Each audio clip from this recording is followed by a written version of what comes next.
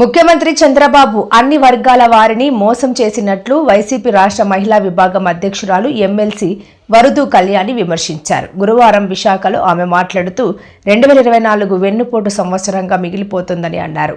చంద్రబాబు ప్రజలను ఫూల్స్ చేస్తున్నట్లు పేర్కొన్నారు.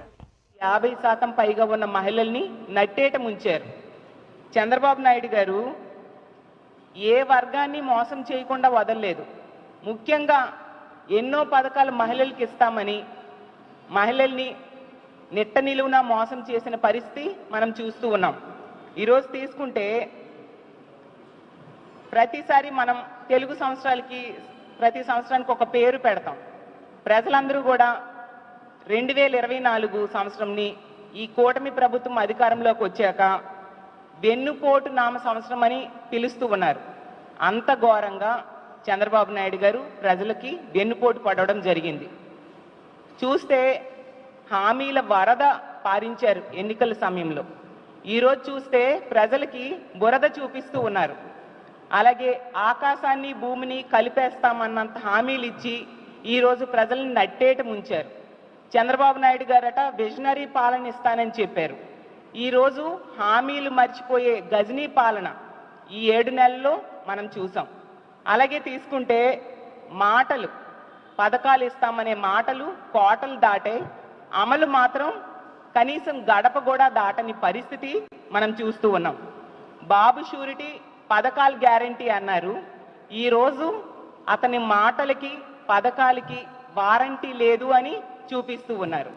పూర్ టు రిచ్ స్లోగన్ అంట ఎన్నికల సమయంలో తెగ ఓదరగొట్టారు. ఈరోజు ప్రజల్ని ఫూల్స్ చేసే పరిస్థితి క్లియర్గా కనిపిస్తూ ఉంది ఆంధ్రప్రదేశ్ రాష్ట్రంలో.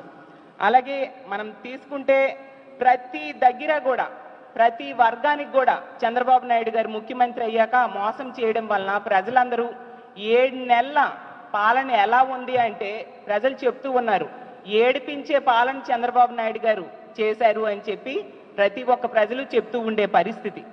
3 సార్లు ప్రజలు నమ్మి చంద్రబాబు నాయుడు గారికి ఓటేస్తే 3 సార్లు కూడా ఎన్నో రకాలుగా మోసం చేశారు. 4గోసారి నేను మారిపోయాను అని చెప్పి మళ్ళీ ప్రజల దగ్గరికి వచ్చేసరికి ప్రజలు మళ్ళీ నమ్మి ఓటేశారు. ఇప్పుడు ఈ 7 నెలల పాలన చూసి ఎలుగుబంటి తోలి ఎన్నాళ్ళు వృద్ధికినా కూడా నలుపు నలుపే కానీ తెలుపు కాదు అన్న చందంగా ఉంది మా పరిస్థితి అని ఈరోజు ఆంధ్రప్రదేశ్ రాష్ట్రంలో ప్రజలు బాధపడే పరిస్థితిని తీసుకొచ్చారు. అసలు ఎన్నికల టైంలో పవన్ కళ్యాణ్ గారు అలాగే చంద్రబాబు నాయుడు గారు కూటమి అభ్యర్థులు ఎన్నెన్ని హామీలు ఇచ్చారు. సూపర్ 6 అంట. సూపర్ 6 ఈరోజు ఒక్కటి కూడా అమలు కాని పరిస్థితి మనం క్లియర్గా చూస్తూ ఉన్నాం. సూపర్ 6 ఈరోజు సూపర్ షాక్గా మారిపోయింది. మహాశక్తి మహామోసంగా మారిపోయింది. తల్లికి వందనమేమో పిల్లల పాలిట శాపంగా మారిపోయింది. అలాగే తీసుకుంటే యోగలం హామీలకు మంగళంగా మారిపోయిన పరిస్థితి మనం చూసాం. ఉచిత బస్ అనేది ఉత్తుత్తి బస్సుగా మారిపోయింది. ఇలా సూపర్ 6లో హామీలు ఏ ఒక్కటి కూడా అమలు చేయకుండా గత 7 నెలల పాలనలో ప్రజల్ని నిట్ట నిలువుగా మోసం చేశారు ఈ కూటమి ప్రభుత్వం.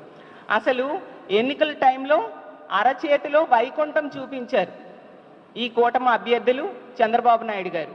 ఈరోజు చూస్తే 7 నెలలకే నారావారి నరకమైన పాలన చూపిస్తున్నారు అని ప్రజలు బాధపడి లబోదిబో అనే పరిస్థితిని ఈరోజు తీసుకొచ్చారు.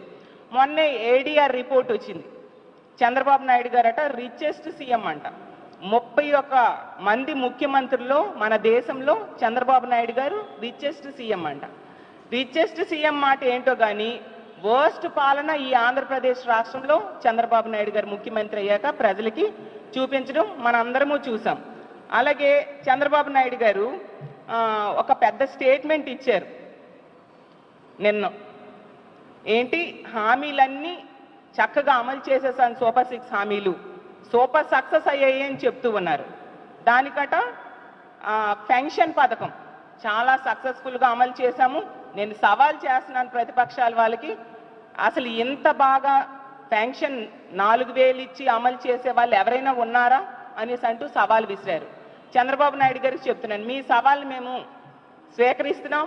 మీ మహిళా అధ్యక్షురాలను పిలవండి, నేను కూడా ఒక మహిళా అధ్యక్షురాలుగా వస్తాను. మీరు సూపర్ 6లో ఏ హామీలు అమలు చేశారో చెప్పమనండి, మీరు ఏ విధంగా మోసం చేశారో మేము చెప్తాము. ఎంత ఘోరమైన పరిస్థితి అంటే ఈ పెన్షన్ అనే పథకం సూపర్ 6లో ఉందా లేదా కూడా చంద్రబాబు నాయుడు గారు మర్చిపోయారు.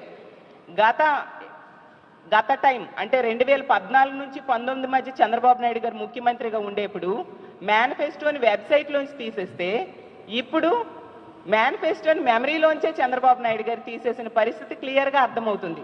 అంటే సూపర్ 6లో ఏమున్నాయి, తన మేనిఫెస్టోలో ఏం పెట్టారు అనేది కూడా చంద్రబాబు నాయుడు గారు మర్చిపోయి ఇలాంటి సవాళ్లు ప్రతిపక్షాలకి విసురుతూ ఉండడం నిజంగా సిగ్గుచేటు.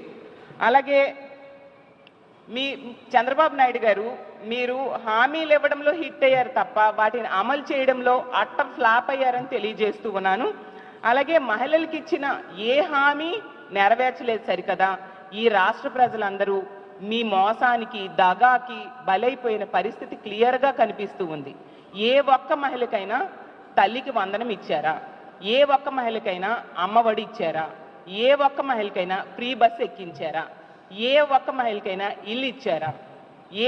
ఏ చదువుకునే బిడ్డకైనా ఫీజు రియంబర్స్మెంట్ ఇచ్చారా?